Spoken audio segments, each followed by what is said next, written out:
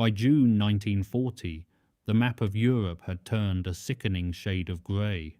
France had collapsed in just 6 weeks. The British Expeditionary Force had limped home from Dunkirk, leaving behind nearly all their tanks, artillery, and heavy equipment on those bloodied beaches. Belgium, the Netherlands, Denmark, Norway, all had fallen under the Nazi jackboot. And now, across 21 miles of English Channel, Adolf Hitler stood victorious, his Wehrmacht divisions massing along the French coastline, gazing towards the white cliffs of Dover. Britain was alone, completely, terrifyingly alone. Winston Churchill had barely warmed his seat as Prime Minister when the full weight of this catastrophe landed upon his shoulders. The man who replaced Neville Chamberlain on 10th May inherited not just a government, but a nation staring down extinction, and Hitler knew it. On 16th July, he issued Führer Directive No. 16, authorizing preparations for Operation Sea Lion, the amphibious invasion of Britain. But here was the problem facing German planners.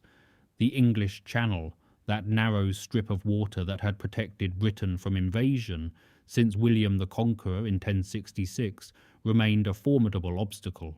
The Royal Navy still ruled those waters with the largest fleet in the world. German admirals understood a simple, brutal truth. Send invasion barges across the Channel whilst the RAF controlled the skies, and British bombers would turn those barges into floating coffins. The Wehrmacht's finest soldiers would drown before ever setting foot on English soil.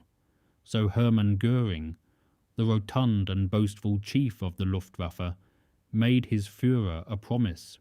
Give him a few weeks, perhaps a month, and his air force would sweep the RAF from the skies. Once Fighter Command lay broken and burning on its own airfields, once British aircraft factories sat in ruins, the invasion could proceed unopposed. Göring had reason for confidence. His Luftwaffe had crushed the Polish air force in days. It had annihilated Dutch and Belgian resistance from above. Over France, German pilots had dominated the skies, their Messerschmitt 109s proving superior to most Allied fighters they encountered. The Luftwaffe possessed nearly 3,000 aircraft for the coming assault, bombers, dive bombers, and fighters in quantities that dwarfed anything Britain could muster.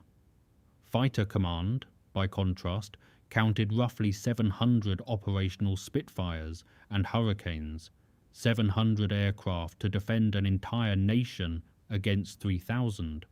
The mathematics looked suicidal, yet what the Germans failed to appreciate, what would cost them dearly in the months ahead, was that raw numbers told only part of the story.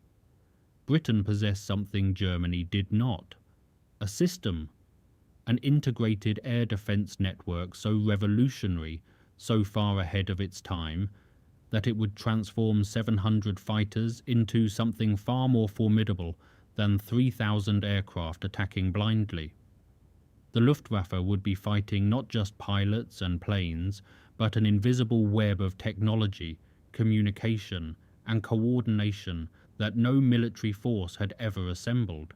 And at the heart of this system sat a simple, urgent phrase that would determine whether Britain survived or fell. 3 words, spoken thousands of times that summer, each utterance launching young men into the sky towards near certain combat, probable injury, possible death. Scramble Squadron Now. Those 3 words represented the sharp end of Britain's secret weapon, the moment when technology, preparation, and human courage collided. But to understand why those words mattered, why they changed history, we must first understand the system that gave them power, because without that system, those words meant nothing. With it, they meant everything. The man who built Britain's invisible shield never received the credit he deserved. Air Chief Marshal Hugh Dowding was awkward, humourless, and so lacking in social graces that colleagues nicknamed him Stuffy. He fought constantly with the Air Ministry. Politicians found him difficult. Fellow officers considered him cold. But Dowding possessed something far more valuable than charm. He understood, years before anyone else, exactly how to defend Britain from aerial attack. Since 1936, Dowding had commanded Fighter Command, and in that time he had constructed the most sophisticated air defence system the world had ever seen. It was called the Dowding System, though he himself never used that name, and it began with a technology that most Luftwaffe commanders fatally underestimated: radar. The British called it RDF, radio direction finding, and by summer 1940 a chain of radar stations stretched along the southern and eastern coasts. These tall, skeletal towers could detect incoming aircraft at distances exceeding 100 miles. When German bombers formed up over France, British radar operators watched them assembling. When those formations turned towards England, the system knew they were coming before they'd even crossed the Channel. But radar alone meant nothing without the ability to process and act upon its information. This was Dowding's genius. He created a hierarchy of filter rooms and operations rooms that transformed raw radar plots into actionable intelligence within minutes. Information flowed from radar stations to Fighter Command headquarters at Bentley Priory, then down to group headquarters, then to individual sector stations, each level refining and directing the response. The Observer Corps provided the second layer. 30,000 civilian volunteers across Britain, armed with binoculars and simple instruments, tracked aircraft once they crossed the coastline. Radar worked brilliantly over water, but struggled to follow aircraft over land. The Observer Corps filled that gap, telephoning sightings to their local centres, where plotters added this information to the picture. And what a picture it was. In each operations room, WAFs, members of the Women's Auxiliary Air Force, pushed coloured markers across vast table maps using croupier sticks. These markers showed every known raid, every squadron, every aircraft's estimated position. Controllers watching from raised galleries could see the entire battle unfolding beneath them like a military chess game. The German approach could not have differed more starkly. Luftwaffe commanders relied on pre-planned missions, rigid timetables, and whatever information pilots reported after landing. They possessed no equivalent to Dowding's integrated picture. They could not see their own aircraft in real time. They could not coordinate their attacks based on actual British responses. They were, essentially, fighting blind whilst Britain fought with open eyes. This asymmetry would prove decisive. When German bombers crossed the Channel, British controllers already knew they were coming. They knew the rough numbers. They knew the altitude. They knew the direction. And crucially, they had time, perhaps 20 minutes, sometimes more, to position their fighters for maximum advantage. 20 minutes does not sound like much, but 20 minutes meant the difference between Spitfires meeting bombers at optimal altitude with the sun behind them, and Spitfires being caught on the ground, refueling, sitting targets for German strafing runs. 20 minutes meant pilots could finish their tea, walk to their aircraft calmly, and launch in good order rather than sprinting in panic as bombs fell around them. The Dowding system transformed fighter defence from reaction to anticipation, and nowhere did this transformation manifest more dramatically than in a cramped underground bunker in West London. 60 feet beneath the Middlesex countryside, accessible only by a narrow staircase descending into the earth, sat the most important room in Britain. The number 11 Group Operations Room at RAF Uxbridge controlled fighter defence across the southeast, London, the Channel coast, the invasion beaches Hitler coveted. If Britain possessed a beating heart during those desperate months, it pumped here in this subterranean bunker, built to survive direct bomb hits. The room itself, measured approximately 60 feet by 30 feet. Its centerpiece was a large table map showing southeastern England, the Channel, and the French coast opposite. Around this table sat the plotters, almost entirely young women of the Women's Auxiliary Air Force, each wearing headphones connecting them to radar stations, observer corps centers, and sector airfields. They pushed colored wooden blocks across the map surface using magnetic rods, each block representing a formation of aircraft. Friendly squadrons carried one set of markers, enemy raids carried another. The system updated continuously, with blocks moving every few minutes as new information arrived. Above the plotting table rose the controller's gallery, where Air Vice Marshal Keith Park and his team watched the battle develop. Along one wall hung the famous tote board, a vertical display showing every squadron under 11 Groups command and its current state. Colored lights indicated whether each squadron was available, at readiness, in the air, engaging the enemy, returning to base, or refueling. At a glance, Park could see exactly what forces he had and what forces he had committed. The system operated on a clever color coding principle based on time. Every 5 minutes, the color assigned to plots changed: red, yellow, blue, then back to red. A controller looking at the table could instantly judge how old each piece of information was. Fresh plots, showing current positions, appeared in the latest color. Older plots, potentially outdated, showed previous colors. This allowed controllers to distinguish reliable current intelligence from stale information that aircraft had likely moved beyond. When radar detected incoming formations, the information flowed first to Fighter Command at Bentley Priory, where it was filtered, checked for accuracy, distinguished from friendly aircraft, and assigned track numbers.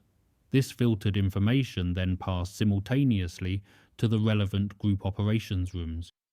At Uxbridge, plotters would receive the call, translate grid coordinates onto the map, and place the appropriate markers. Park and his controllers then faced the crucial decision: which squadrons to scramble? How many? From which airfields? These calculations required balancing multiple factors. Scramble too early, and your fighters might run low on fuel before intercepting. Scramble too late, and bombers would reach their targets unopposed. Scramble too few squadrons, and you would be outnumbered. Scramble too many, and you would have nothing left for the next raid, which might arrive 30 minutes later. The controller would make his decision, then speak the words into his microphone that would echo through to sector operations rooms across southeast England. Those sector controllers would relay the order directly to dispersal huts on airfields, where pilots waited beside their aircraft. The entire process, from radar detection to fighters launching, could take as little as 6 minutes under optimal conditions. More typically, it took between 15 and 20 minutes, but every second mattered. The plotting, filtering, and decision-making had to flow seamlessly, each person performing their role without hesitation. A fumbled plot, a miscommunicated grid reference, a moment's delay in the controller's decision, any failure could mean bombers reaching their targets, airfields destroyed, pilots killed on the ground. And at the sharp end of this entire apparatus sat those 3 words, crackling through radio sets into wooden dispersal huts, where young men waited for the call that would send them skyward. The telephone rang in the dispersal hut. Every pilot froze. One man grabbed the receiver, listened for perhaps 2 seconds, then shouted the word that transformed everything: scramble. What happened next was a choreography of controlled chaos, refined through months of training, until it became pure muscle memory. Pilots sprinted from deck chairs, card games abandoned mid-hand, cups of tea left steaming on tables. They ran towards their aircraft, Spitfires and Hurricanes arranged in neat rows across the grass, pulling on Mae West life jackets as they went, leather helmets already in hand. Each pilot knew exactly which aircraft was his. Ground crews had spent the waiting hours preparing these machines for precisely this moment. Propellers were primed, fuel tanks were topped, ammunition belts were loaded, 300 rounds per gun, enough for approximately 14 seconds of continuous fire. Oxygen bottles were full, gun sights were calibrated. The aircraft sat ready, needing only human hands to bring them alive. A pilot reached his Spitfire, grabbed the handhold on the fuselage, stepped onto the wing root, and swung himself into the cockpit in a single fluid motion. His ground crew were already there, one man helping strap him into the Sutton harness, another standing by with the starter trolley connected to the aircraft's electrical system. The pilot's hands moved automatically across the cockpit. Fuel on, magnetos on, prop pitch fine, throttle set slightly open. "Clear prop," he shouted. The ground crewman pressed the starter button on the trolley. The Merlin engine coughed, caught, then roared into life with that distinctive throaty growl that would become the soundtrack of the battle. 1,100 horsepower shook the airframe. Blue exhaust smoke whipped backwards in the propeller wash. 90 seconds. That was the standard. 90 seconds from telephone to wheels rolling. Some squadrons achieved it in less. The fastest recorded scrambles got aircraft moving in under 60 seconds, though such speed required everything to work perfectly, every pilot completely ready, every machine immaculately prepared. The squadron leader's voice crackled through the radio, confirming the order from sector control. 72 Squadron Scramble, Angels 1-5, Vector 120, Bandits approaching Maidstone. Angels 1-5 meant 15,000 feet, their assigned patrol altitude. Vector 120 gave them the compass heading towards the enemy. Now came the race to climb. Aircraft taxied rapidly to the takeoff point, often launching in pairs or sections of 4 rather than waiting for the entire squadron to form up. Speed mattered more than neatness. Every minute spent on the ground was a minute the enemy bombers flew closer to their targets. Every 1,000 feet of altitude you failed to gain before interception was a tactical disadvantage that might kill you. The Spitfire accelerated down the grass, tail lifting, then the whole aircraft rose into the air. Wheels retracted. Climb established at 2,600 feet per minute, one of the Spitfire's great advantages over the Messerschmitt. Pilots leaned their fuel mixture, adjusted propeller pitch for climbing efficiency, and scanned the sky constantly for the enemy they knew was coming. Ground controllers continued feeding information through the radio. 72 Squadron, Bandits now bearing 110, range 20 miles, Angels 12, 50 plus, 50 plus. That meant at least 50 German aircraft heading their way. A squadron at full strength numbered 12 fighters. More likely, after days of combat, they would number 8 or 9. 8 young men against 50 German bombers and their fighter escort.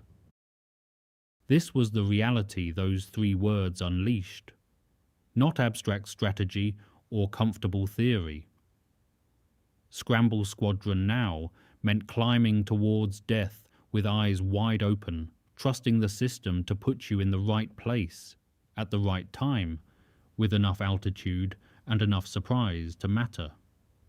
Goering called it Adlertag, Eagle Day. The 13th of August 1940 was supposed to mark the beginning of the end for RAF Fighter Command.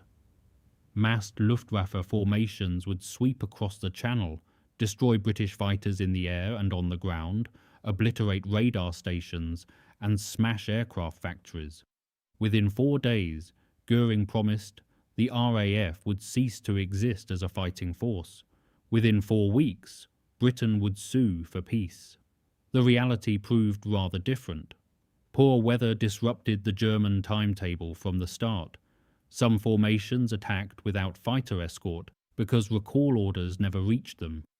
Coordination between bomber groups collapsed. The Luftwaffe flew nearly 1,500 sorties that day and lost 45 aircraft. Fighter Command lost 13 fighters and 7 pilots. Hardly the crushing blow Göring had envisioned. But Eagle Day was merely the overture.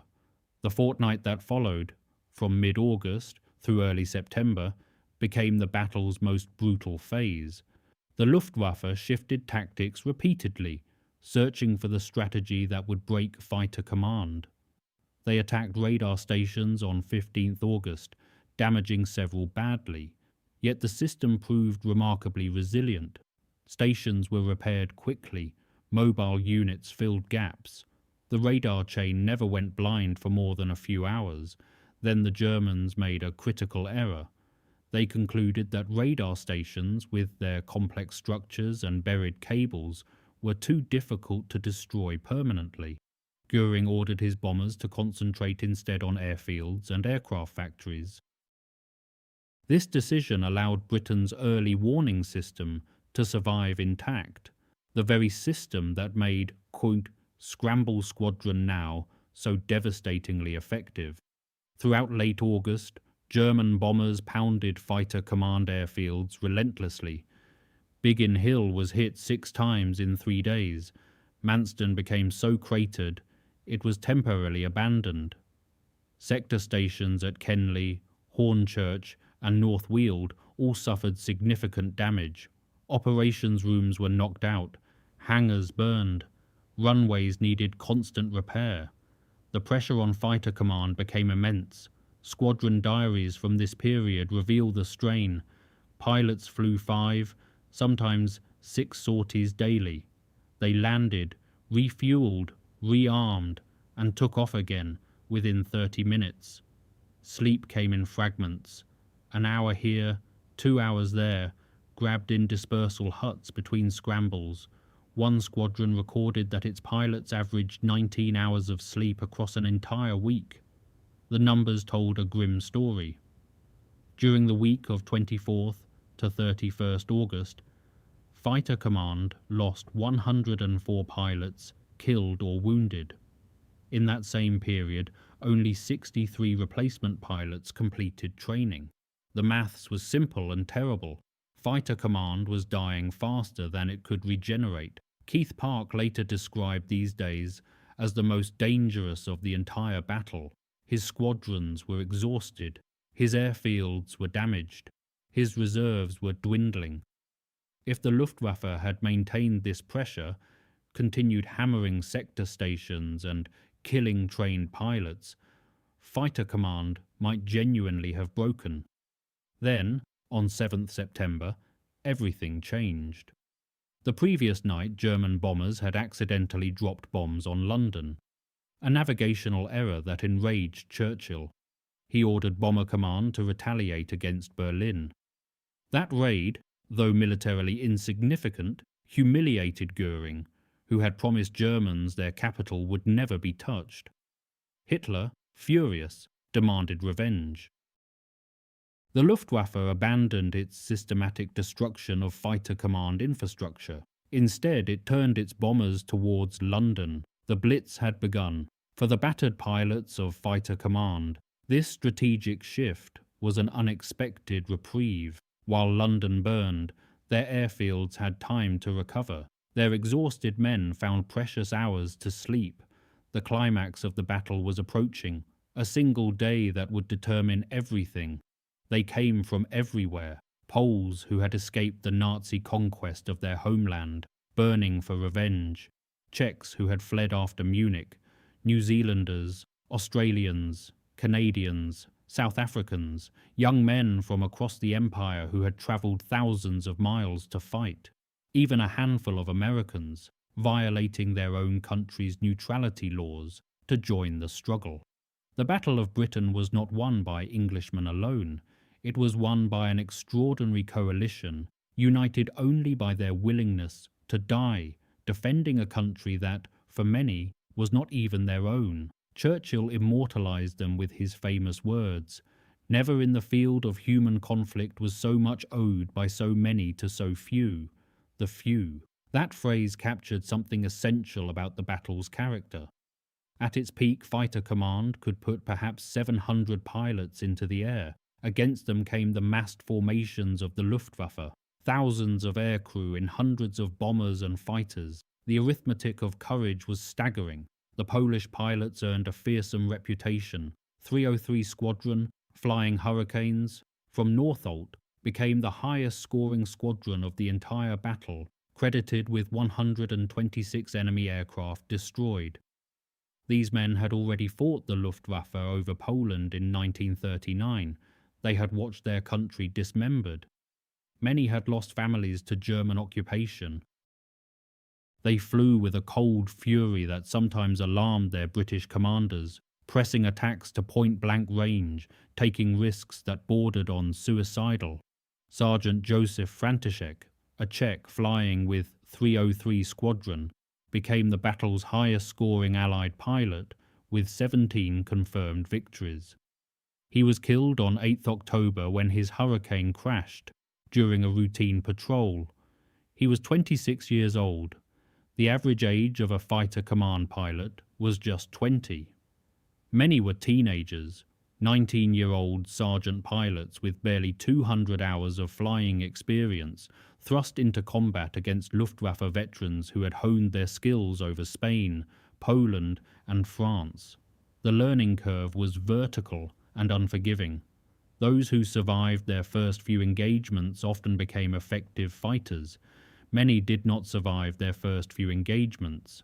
Life at a fighter station followed a brutal rhythm. Pilots rose before dawn, dressed, and headed to dispersal huts where they would wait, sometimes for hours beside their aircraft. The waiting was often worse than the flying. Cards were played, letters were written, books were read, without comprehension. Eyes constantly drifted towards the telephone, that black instrument of fate that would shatter the silence with its ring. When scrambles came, they came suddenly. A man might be laughing at a joke one moment and fighting for his life 20 minutes later.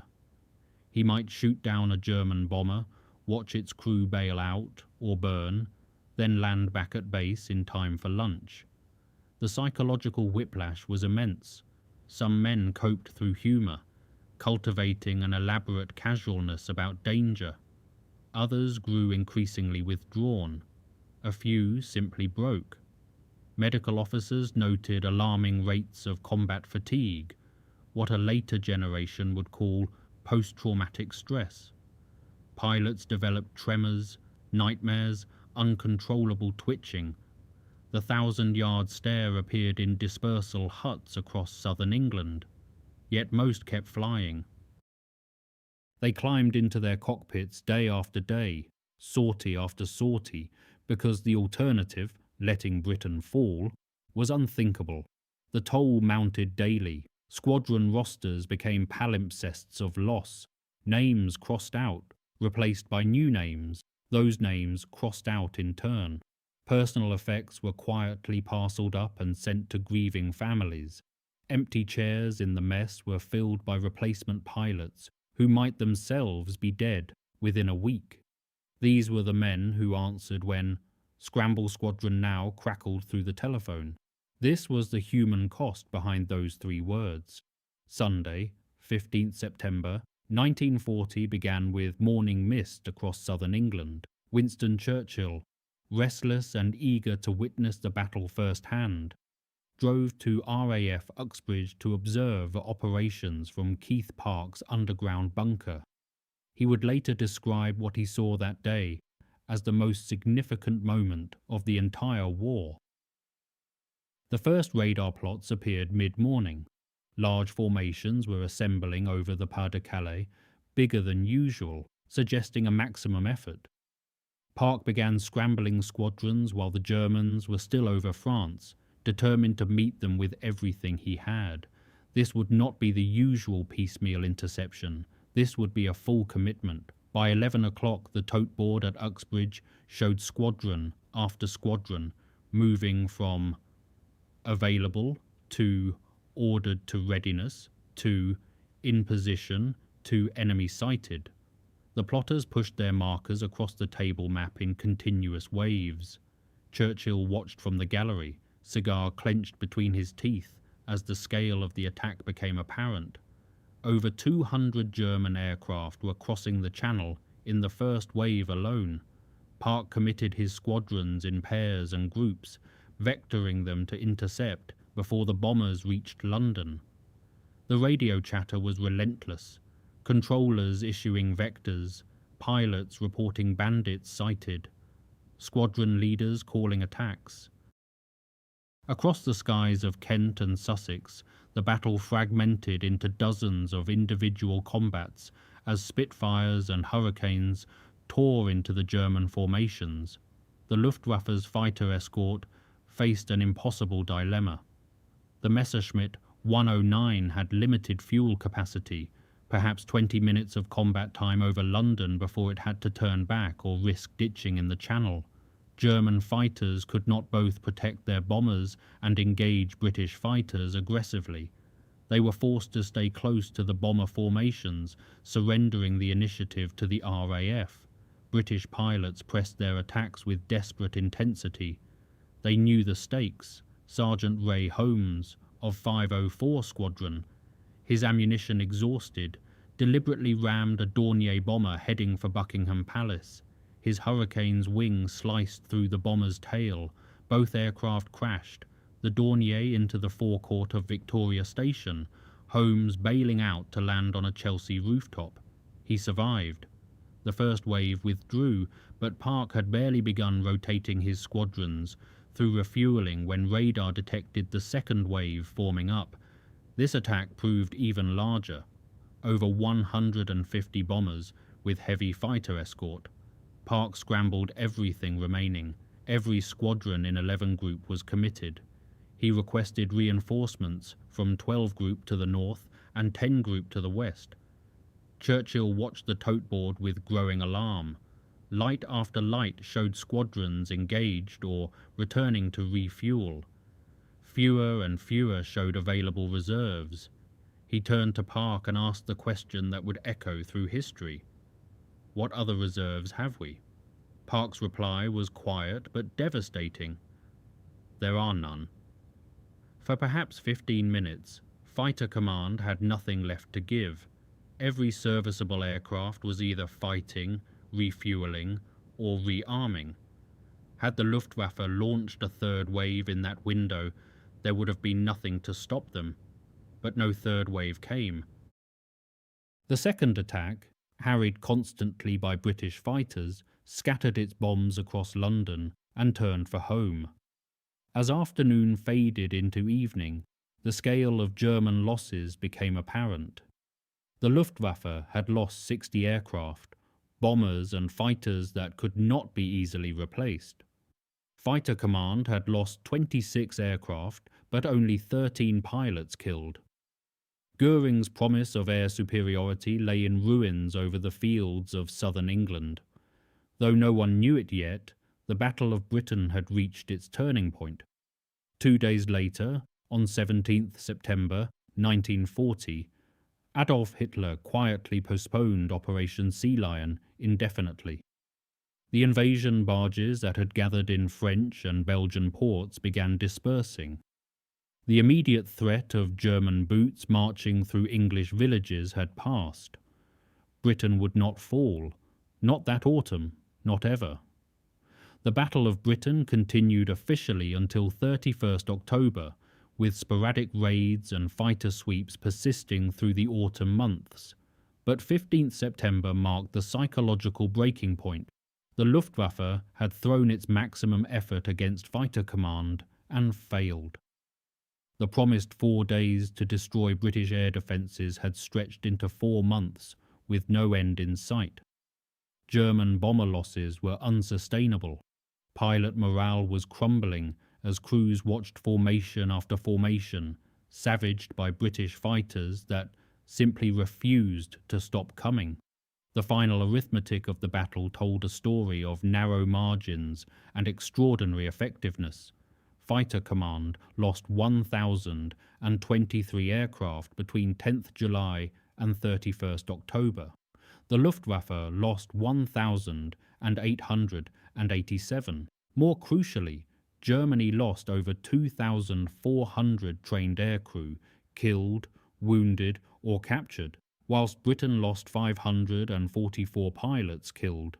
These numbers, grim as they were, represented victory.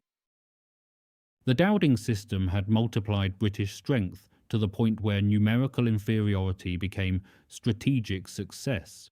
Those three words, Scramble Squadron Now, had done their work. Each utterance represented the culmination of Dowding's integrated defence network, the instant when radar detection, information filtering, tactical decision-making, and human courage converged into action. Without the system, pilots would have scrambled too late, intercepted at disadvantageous altitudes, or missed incoming raids entirely. Without the pilots willing to answer the call, the system would have been merely theoretical elegance. The combination proved unbeatable. The legacy extended far beyond 1940. Military planners worldwide studied the Dowding system for decades, recognizing it as the first true example of network-centric warfare. The principle that information superiority could overcome numerical inferiority, that knowing where your enemy was and coordinating your response faster than he could react gave decisive advantage, became foundational to modern military doctrine. Contemporary air defense systems, from NATO's integrated networks to American battle management protocols, trace their conceptual ancestry directly to that cramped bunker beneath Uxbridge. For Britain, the battle's significance transcended military calculation. It proved that Hitler could be beaten. After months of unbroken German victories, Poland crushed, France humiliated, the Low Countries overrun, the Luftwaffe's defeat demonstrated that Nazi conquest was not inevitable. This psychological shift rippled across the world. Neutral nations reconsidered their positions, occupied populations found hope, and crucially, the United States, watching from across the Atlantic, began to believe that supporting Britain was not merely throwing good money after bad. The pilots themselves became legends, though many did not live to enjoy their fame. Of the nearly 3,000 men who flew for Fighter Command during the battle, 544 died. Many more were wounded, burned, or psychologically scarred. They had answered the scramble call knowing full well what awaited them. Messerschmitts, diving from the sun, bomber formations bristling with defensive guns, the ever-present possibility of fire or spinning helplessly earthward in a shattered cockpit. They climbed into their Spitfires and Hurricanes anyway. When the telephone rang and the shout went up, they ran to their aircraft, strapped themselves in, and roared into the sky towards whatever fate held. 3 words sent them there. 3 words that compressed an entire revolutionary system of air defense into a single actionable command. 3 words that, repeated thousands of times across that desperate summer, held the line until Britain could fight back. Scramble Squadron Now, the words that saved the world.